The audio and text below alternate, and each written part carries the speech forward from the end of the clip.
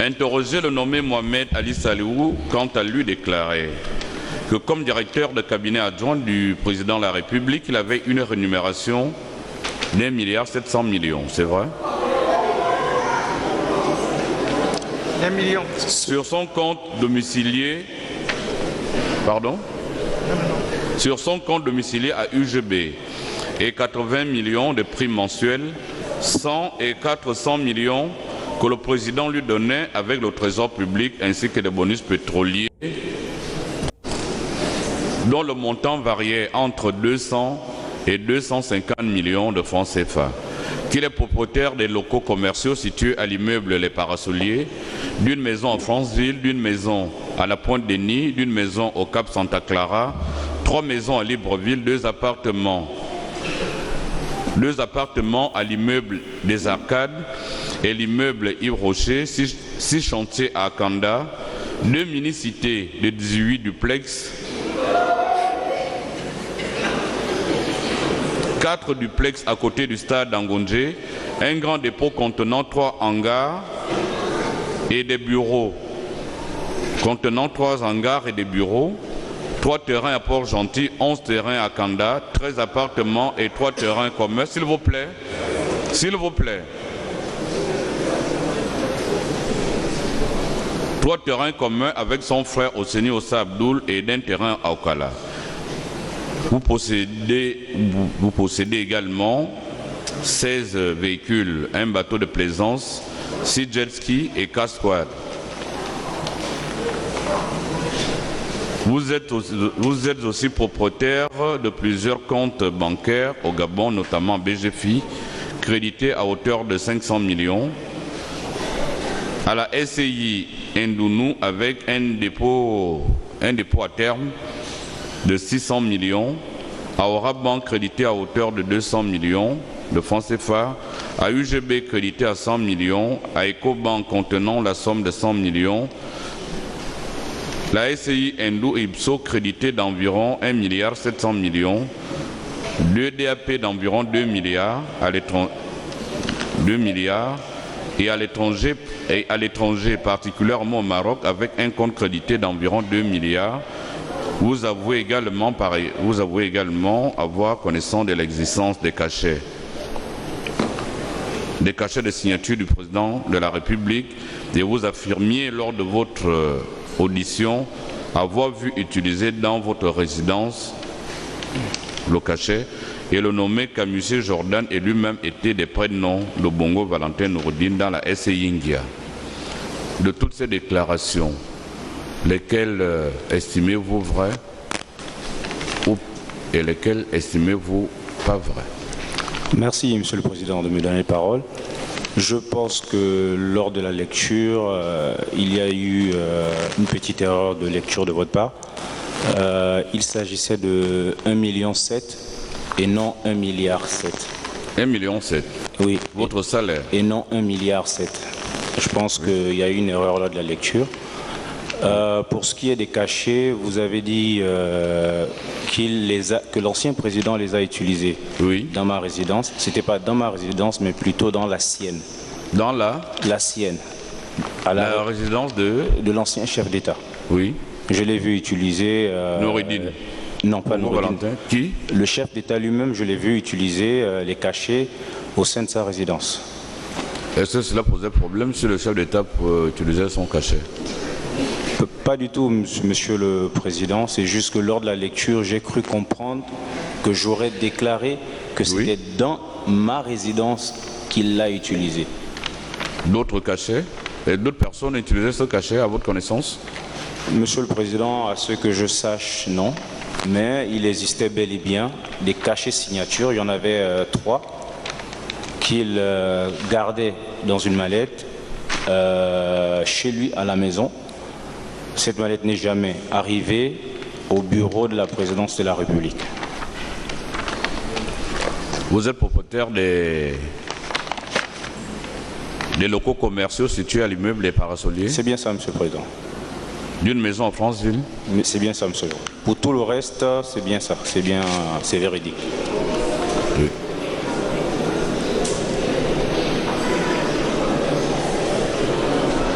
S'il vous plaît.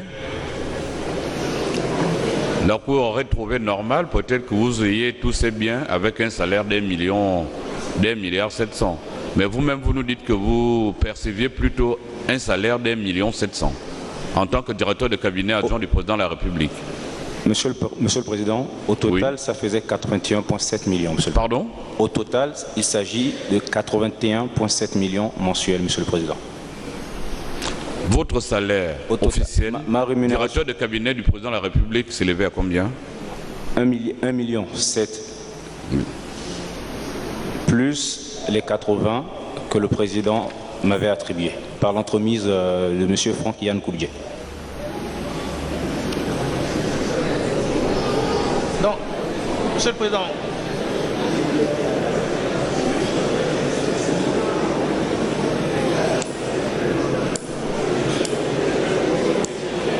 s'il vous plaît, vous aviez donc une rémunération nette d'1 million 700 000 plus des primes versées sur votre compte domicilié à UGB. C'est bien ça, Monsieur le Président. Et 80 millions donc de primes mensuelles. C'est bien ça, Monsieur le Président. Donc ce qui vous revenait à 81 700 000 francs par mois. de salaire. 100 à 400 millions que le président vous donnait avec le trésor public ainsi que les bonus pétroliers. Vos bonus pétroliers s'élevaient à combien? J'en ai eu au total 450, Monsieur le Président. Ces bonus, ils étaient mensuels, annuels, trimestriels? Non, sur toute la période où j'étais en fonction, j'ai eu au total 450 millions, Monsieur le Président. 450 millions, Monsieur le Président.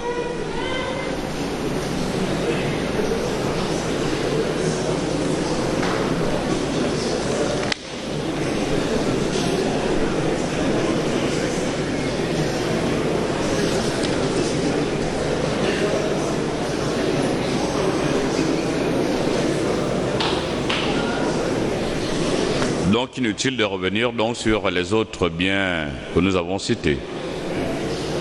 Alors,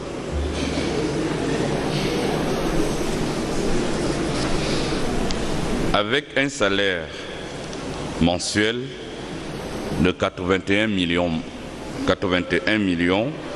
plus au total des bonus pétroliers s'élevant à 450 millions, dites-nous comment vous avez fait pour obtenir tous ces biens. Pensez-vous que c'est uniquement avec ces moyens? C'est uniquement avec tout ce que j'ai reçu de l'ancien président. Avez-vous peut-être, je pense que nous l'avons cité, vous êtes propriétaire d'un appartement ou d'une maison à Dubaï? Non. Non. C'est plutôt l'autre qui avait une maison en cours d'achat. Mais je crois, Monsieur le Président.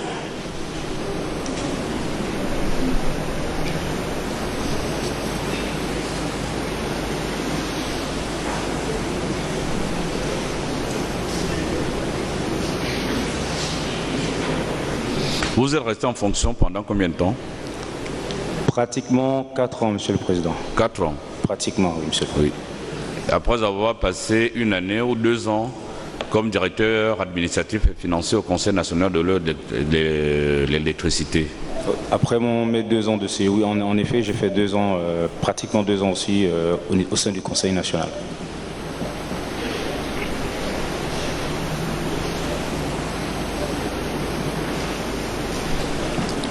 À quel titre perceviez-vous des bonus pétroliers? En qualité de directeur de cabinet adjoint de Monsieur le Président, l'ancien président de la République. C'est-à-dire, quand il y avait des bonus pétroliers, tout le monde les avait à la présidence? Dans le cadre de mes prérogatives, Monsieur le Président, oui. J'assistais l'ancien chef de l'État et aussi je devrais mettre en exécution toute instruction qu'il pouvait me donner, que ce soit lui, que ce soit M. Noureddine Bongo Valentin, en qualité de coordinateur général des affaires présidentielles et aussi après cessation de sa fonction de coordinateur général des affaires présidentielles. Donc j'assistais vraiment l'ancien chef de l'État tous les jours Et c'est dans ce cadre et aussi dans le cadre de tous les dossiers administratifs que nous avons eu à traiter au sein du cabinet que j'ai perçu ces primes, ces bonus pétroliers. Si vous me permettez, Monsieur le Président, Oui. je maintiens le mot bonus parce que depuis le début de ce procès, il y a eu certaines discussions pour savoir si c'était une prime ou un bonus. Moi, je maintiens le mot bonus pour la simple et bonne raison que c'était l'expression qu'on utilisait. On parlait bel et bien de bonus pétrolier. Donc, je maintiens bonus pétrolier, Monsieur le Président. D'accord. Les conseils de l'État viendront peut-être nous repréciser les choses.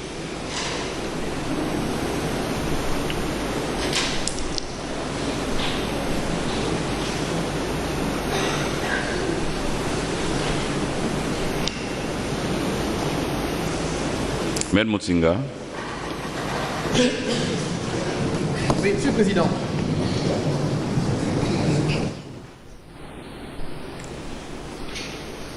Monsieur Mohamed Ali, lors de son interrogatoire au fond du 21 février 2024, lorsque le magistrat instructeur l'interroge sur ses primes et lui demande de les lister, il nous dit ceci: j'avais plusieurs primes mensuelles. Et il commence l'énumération. D'abord, prime fixe de 80 millions. Il nous en a parlé tout à l'heure.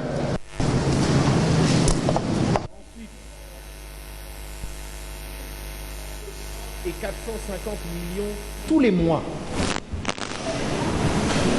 Entre parenthèses, elle varie. Enfin, des primes ponctuelles que le président Ali me donnait en fonction du projet que je présentais. Le plus gros montant que j'ai reçu en une fois, c'était 2 milliards. Alors, depuis tout à l'heure, M. Mohamed Ali tourne, il nous parle de son salaire d'abord d'1,7 million, après il nous parle de bonus pétrolier qu'il n'aurait touché qu'une seule fois, 450 millions, et des primes mensuelles. Mais apparemment, devant le magistrat instructeur, c'est pas ce qu'il disait. Il a, en tout et pour tout, en plus de son salaire, 3 primes. Une de 80 millions, une autre qui varie entre 100 et 450 millions, et ensuite des ponctuels qui pouvaient aller jusqu'à 2 milliards. Et cela confirme le bien fondé de votre question, Monsieur le Président, quand vous lui demandez, mais enfin, avec tout ça là, tout ce patrimoine que vous avez, comment est-ce que vous avez fait pour le financer? Et bien évidemment, lorsqu'on touche tous les mois des primes, outre 80 millions, des primes entre 100 et 450 millions, et des primes ponctuelles qui peuvent avoisiner le milliard ou 2-3 milliards, c'est normal qu'on arrive à financer un tel patrimoine. Donc, qu'ils nous disent la vérité, Monsieur le Président, qu'ils nous disent la vérité, hein, et qu'ils précisent très exactement à la Cour combien il gagnait, quels étaient ses revenus, précisément. Mohamed Ali Saliou, vous reconnaissez percevoir plusieurs primes et bonus. Est-ce que vous disposez d'un document vous accordant ces primes et bonus? Monsieur le Président, merci de me donner parole. Je possédais bel et bien certains documents qui pouvaient confirmer certaines... La prime de 80 millions. Pour 80 millions, je possédais bel et bien un document qui pouvait confirmer... Signé de l'ancien chef de l'État? Non, Monsieur le Président, mais si vous me permettez, je pourrais vous expliquer. Signé par qui? C'était signé par M. Franck Yann Koubdje. Et ce qui confirmait vraiment... C'est lui qui fixait les primes? Monsieur le Président, pour avoir une réponse assez claire pour tous, il serait bien si vous pouvez m'accorder 2 minutes que je puisse vous expliquer tout en détail. Est-ce que c'est... Bon, la première chose à noter, c'est le directeur général de la comptabilité publique et du Trésor qui a signé ce montant, c'est cela? Sur un tableau. Est-ce que c'est lui qui a signé, le document, c'est cela? C'est bel et bien ça, Monsieur le Président. Ok, donc expliquez-nous comment cela s'est passé. Merci, Monsieur le Président. Suite à ma nomination, dans un premier temps, j'étais l'adjoint de Monsieur Brice Lacruche à Lianga, qui m'a informé que j'aurais une prime de 20 millions tous les mois. Il me l'a donné via son secrétariat le premier mois. Le mois suivant, M. Franck-Yann Koubdje m'a interpellé pour me laisser savoir que suite à une séance de travail avec l'ancien chef d'État Ali Bongo Ondimba et M. Noureddine Bongo Valentin, il m'a été attribué une prime de 80 millions ainsi qu'à lui. Ce qu'il a commencé à me verser.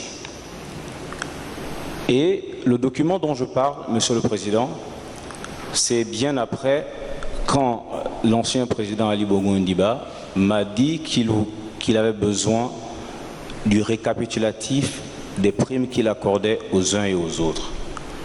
Ce que j'ai demandé à M. Franck-Yann Koubdje, et c'est ce document qu'il m'a fourni qui m'a permis de réaliser qu'en réalité, Monsieur le Président de la République de l'époque accordait ces primes aux présidents d'institutions, aux membres du gouvernement, aux directeurs généraux.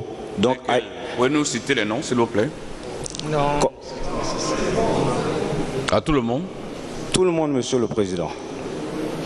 Pourquoi vous refuserez que les noms soient cités? Est-ce que quelqu'un d'ici se... Monsieur le Président, c'est pas nécessaire. Non, à tout le monde.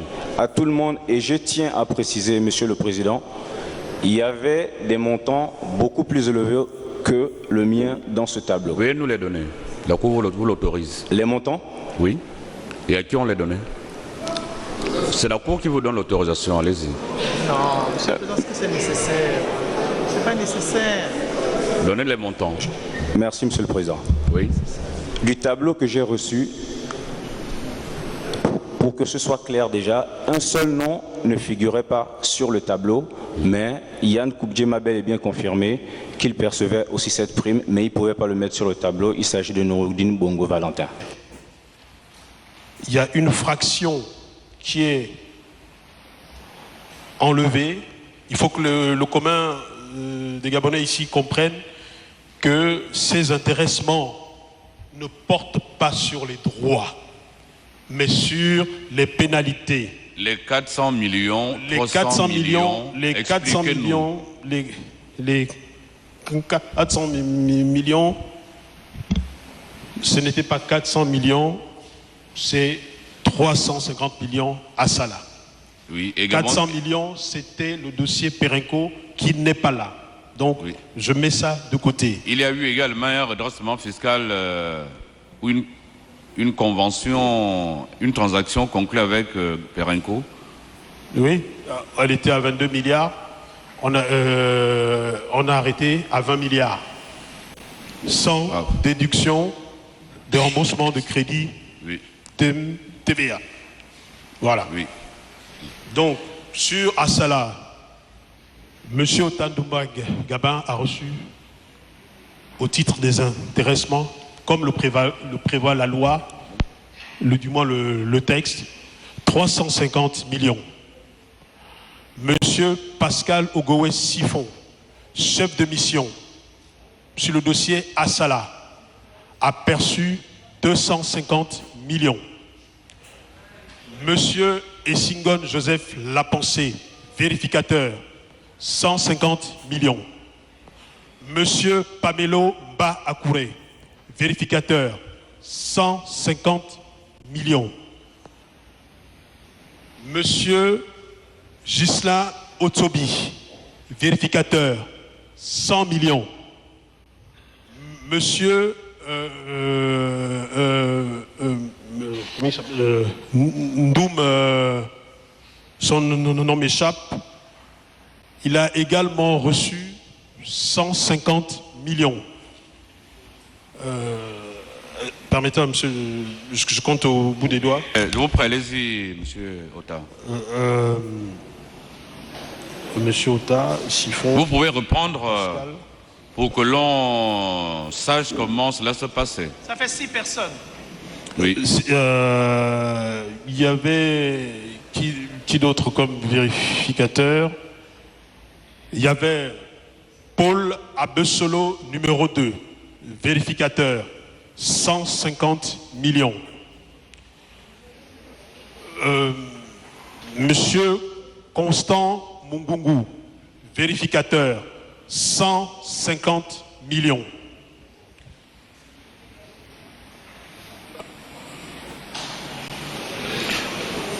Approximativement, le total redistribué s'élevait à combien?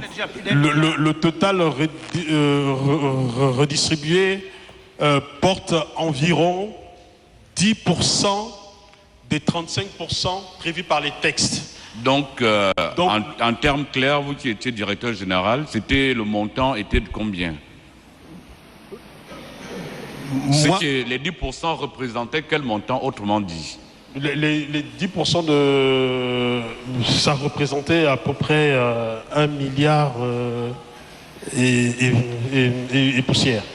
Et toutes ces personnes ont reçu ces sous virés sur leur compte. Donc, toutes ces personnes ont participé à une transaction ayant ramené la dette fiscale d'Assala de 22 milliards à 10 milliards, et en plus, ils ont perçu ces sommes.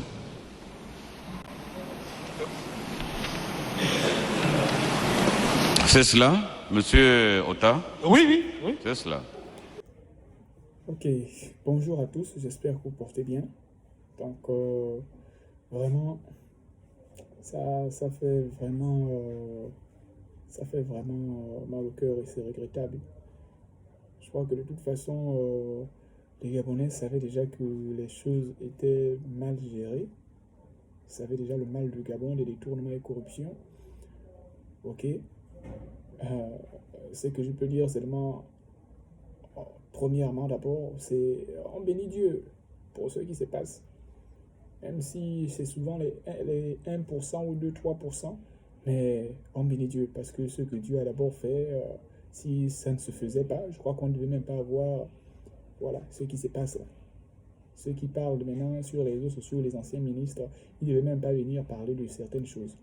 Donc, je ne suis pas un influenceur, je suis un créateur de contenu d'ailleurs, vous pouvez me suivre sur la chaîne Amazing, mais ça fait vraiment mal. En tant que compatriote gabonais, citoyen, il me paraît bien de prendre la parole aussi, et de rappeler vraiment que quand vous entendez, c'est surtout le côté financier qui nous intéresse, dans cette prise de parole.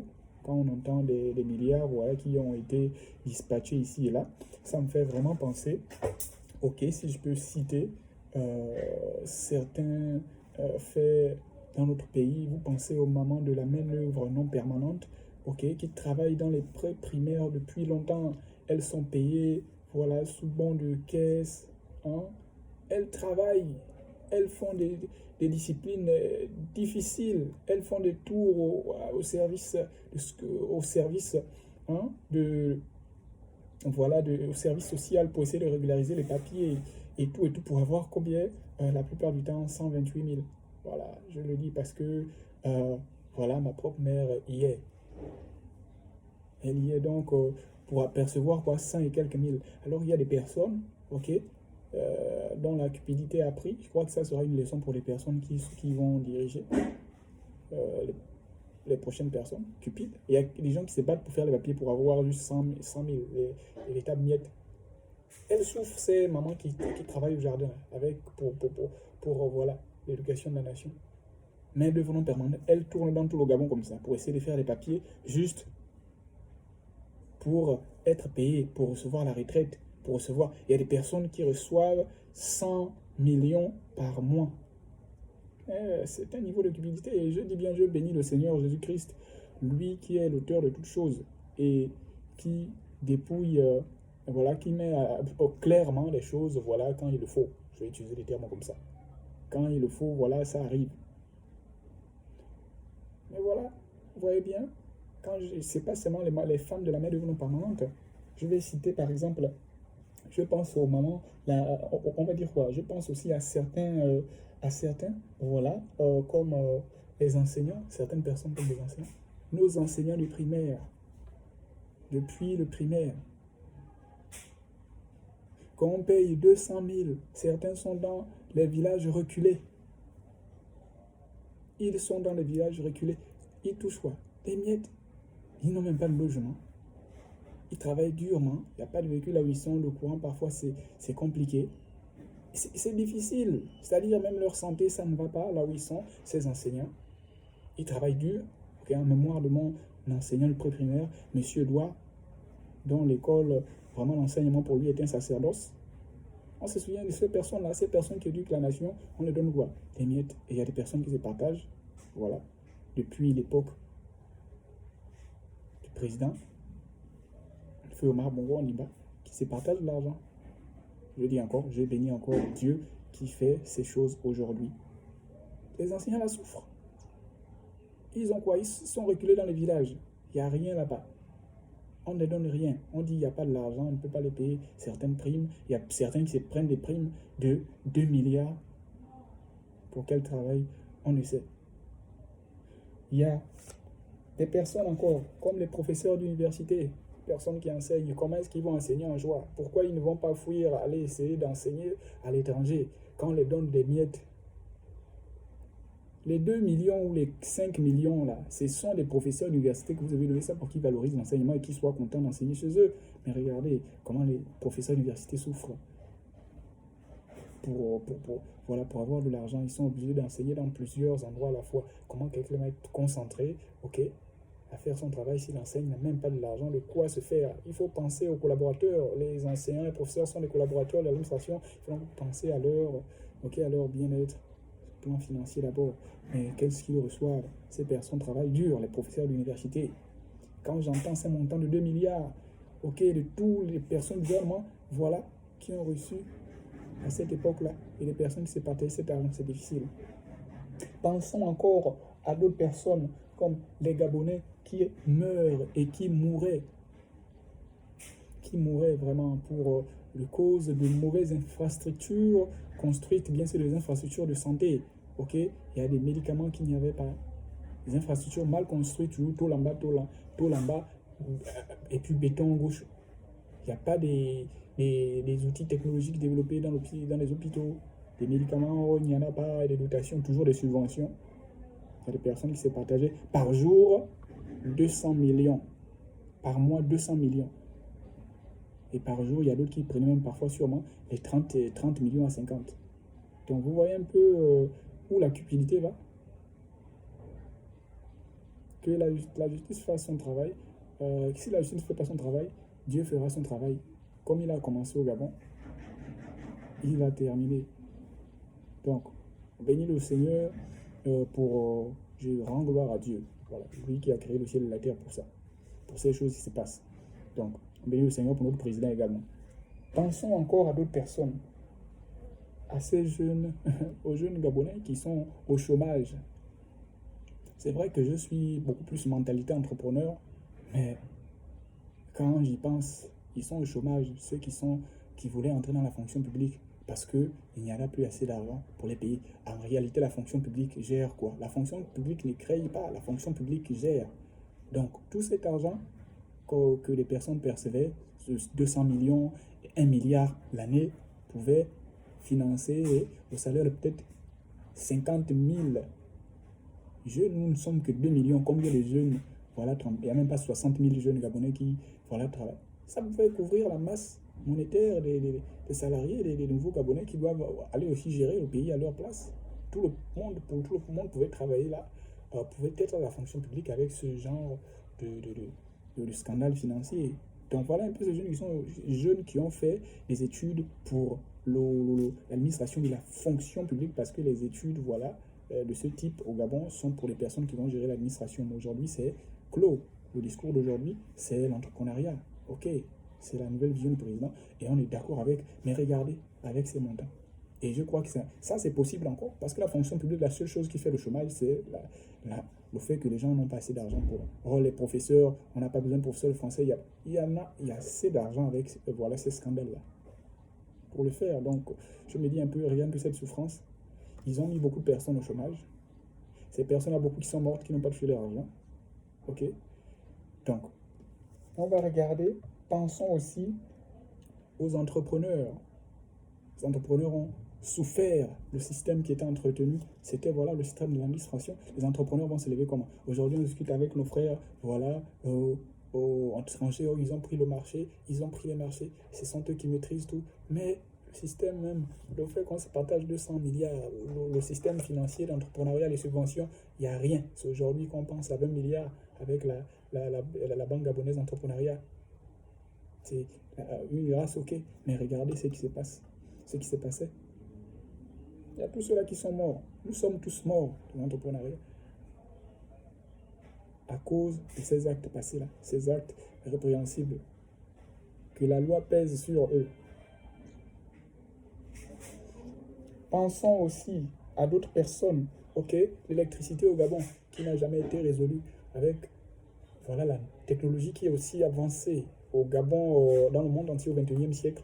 L'électricité depuis des années. On coupe le courant, on coupe l'eau, les gens souffrent d'eau, ils sont reculés, dans les quartiers reculés, dans les villages reculés, il n'y a pas d'eau. Pourquoi pas de volonté? Parce qu'il y a 4-5 personnes qui se partagent 1 milliard, 2 milliards l'année, 4 milliards, et qui vivent dans tous les endroits, qui vivent partout en même temps. C'est-à-dire, ils ont tellement été possédés par le cupidum, okay, l'esprit de cupidité, que les autres, ça ne leur dit plus rien. Lui, il a 100 voitures, quelqu'un n'a rien, ça ne lui dit plus rien. Il a 10 maisons, aucun Gabonais, les autres Gabonais n'ont pas. Tu es Gabonais, mais tu as 10 000 maisons. Et c'est même pas tout ton propre travail. C'est l'argent de l'administration et puis le reste. Donc voilà un peu l'eau, l'électricité, il n'y en avait pas. Voici tout l'argent. Ça va permettre d'acheter une nouvelle centrale, installer, construire des centrales. Pensons aussi aux universités. Mon Dieu. Les universités, Seigneur, l'USTM, les scientifiques, la science, pourquoi on n'a pas de pôle scientifique au Gabon? Mais regardez, l'université, chez les autres, il y a Harvard, il y a Oxford. Pourquoi ça ne se développe pas? On ne construit pas de nouvelles. On est vraiment surchargé à l'USTM. Les autres ont des belles universités, des bonnes bibliothèques, on s'adapte à chaque fois. Mais l'argent est partagé entre 5 personnes, 200 millions par mois. 8 milliards par année. Mais on ne peut pas construire les grandes universités, c'est l'argent qui finance. L'USTM est mort à cause de personnes comme ça qui ont fait ce genre de délit. C'est vraiment, ça fait vraiment, je parle vraiment avec le mal du cœur. Avec un mal, vraiment un mal terrible. Alors, les scientifiques vont faire quoi? Les scientifiques finissent à la SCG, les scientifiques finissent en train de tourner des petits boulots, et on dit c'est bien, il faut faire tout en même. Non, c'est pas bon. C'est pas bon. Les scientifiques, l'USTM aujourd'hui, c'est au niveau développé. Là, on a seulement rénové. Les nouveaux bâtiments sont... Il va y avoir des grands bâtiments. Ce sont des universités, qui doivent être des piliers.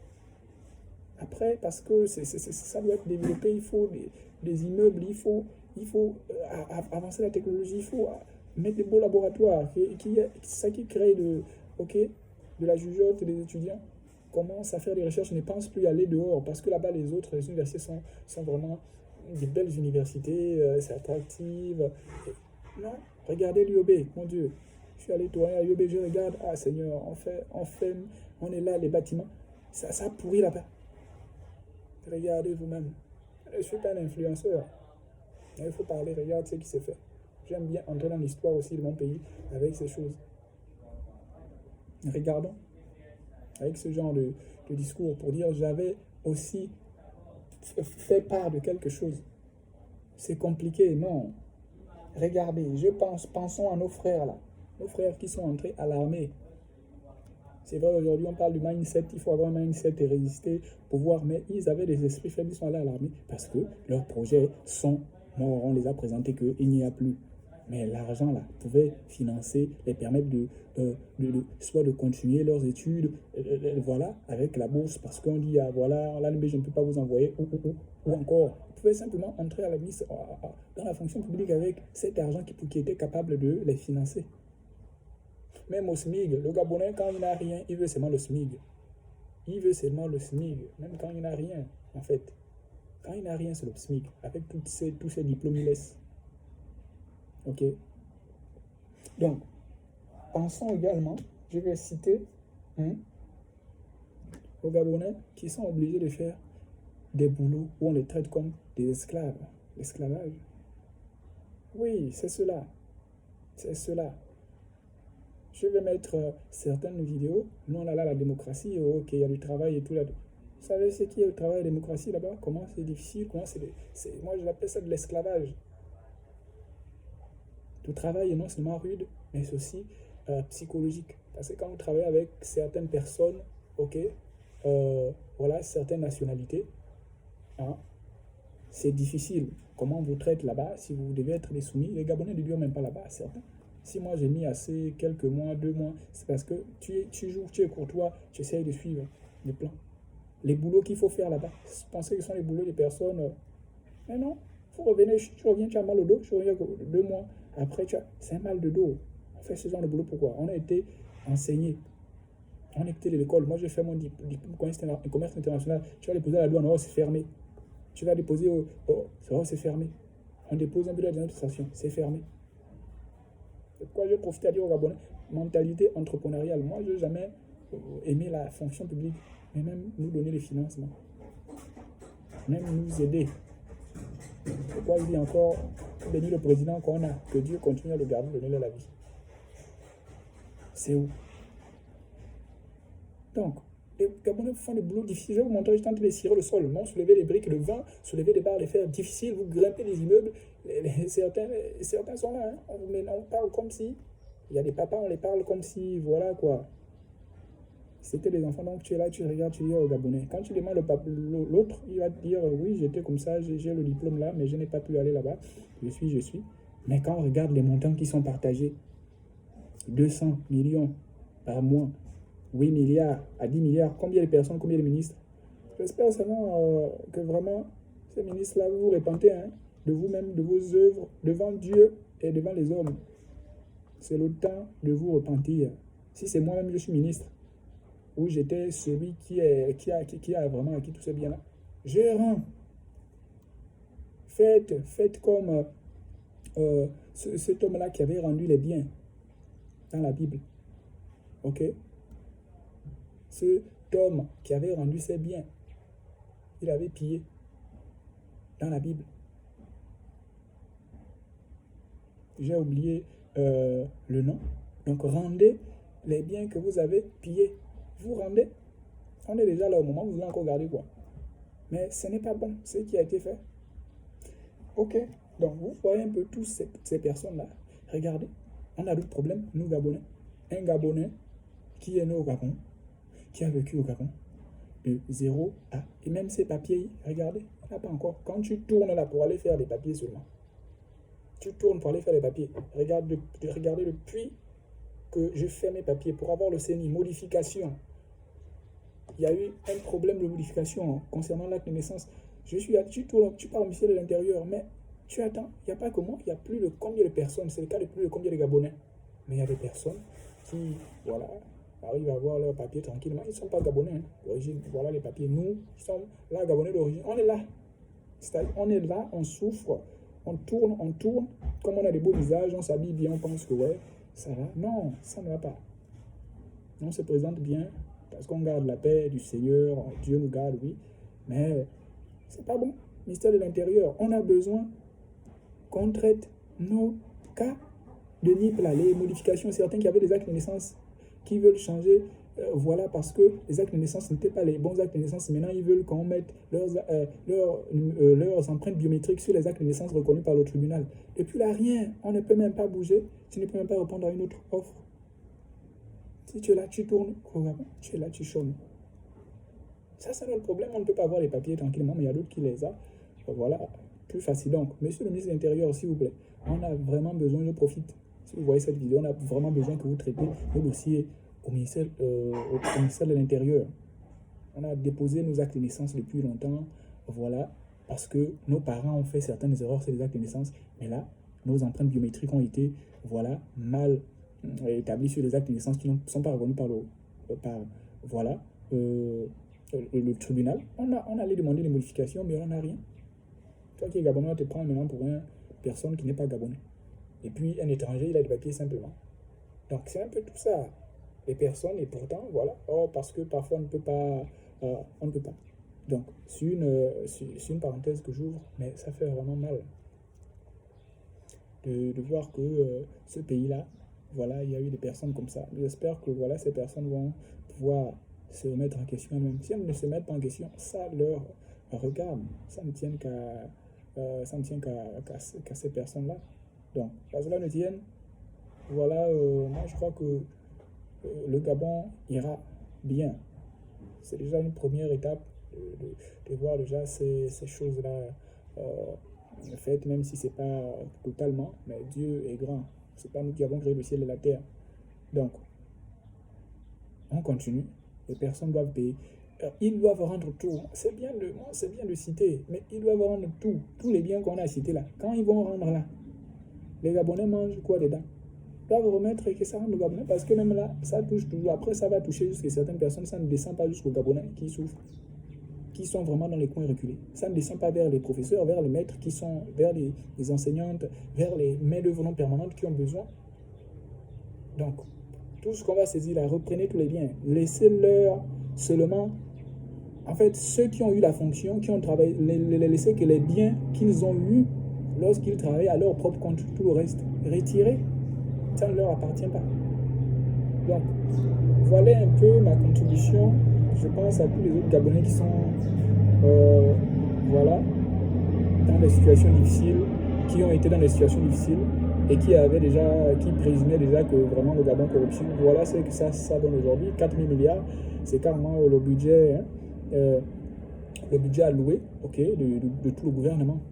Voilà, avec Norodine Bongo et puis Sylvia Bongo. C'est carrément le budget de tout le Gabon. Comme ça. Donc, tout un pays. Donc, allez, se porte bien, vraiment, portez-vous bien. Que Dieu vous bénisse. Je vous recommande aussi, il y a mon livre sur la crypto-monnaie donc, que j'ai présenté récemment pour vous parler de la crypto-monnaie et la blockchain. Voilà, c'est une opportunité à ne pas subir les arnaques encore une fois, comme les PetronPay, les Sonidix ou encore Safety. Donc, merci encore d'avoir regardé cette vidéo. Portez-vous bien. Vraiment, que Dieu garde le Gabon. Et j'espère que la suite, vraiment, des procès et tout le reste, les réquisitions, les biens seront faits, seront bien sûr faits dans l'ordre des choses. Et puis, on espère que ça va retourner dans l'État, les caisses de l'État et aider à la population. Donc, voilà un peu, vraiment des choses qui se sont passées dans le pays. Mais il y a mieux devant. Allez, portez-vous bien.